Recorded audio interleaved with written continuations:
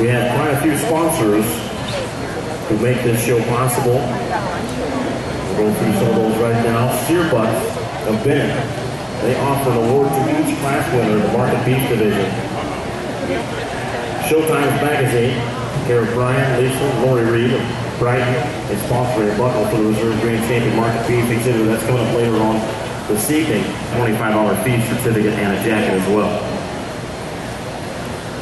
But folks, put your hands together for all the sponsors I just mentioned, and we appreciate them very much. Without their support, we couldn't have this show.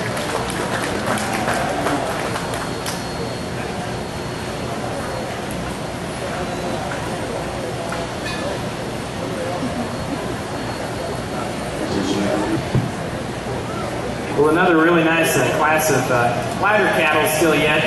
I think there's a pair of steers that kind of rise to the forefront when you look at the big picture of the class between the black steer and the red steer, two cattle that altogether are just quite a bit stouter and still combine that with adequate functionality, I think, in the big scheme of things. Between the two, as I start to break them down, I just chose to go with the black steer primarily because for a profile, a calf that to me is just more attractive in terms of the way he puts his neck together, a bit cleaner through his chest floor, a little smoother there at the point of his shoulder, not quite as cresty over the top of his neck as the red steer at second. When he settles down and really, and the young lady puts him together, and she does a nice job showing a calf that just really gives you the best looking class in terms of total balance and look. At the surface, he's still really big-footed, big-structured, clean-jointed, a calf that's adequate in terms of muscle, no doubt, from behind, and a calf that's adequate in terms of finish. He could be a little bigger in terms of his overall kind. He's starting to be just a touch smaller in terms of his frame size, I think, relative to where we need to be. But a nice calf. I'd like to see him go out of his front end just a little sounder.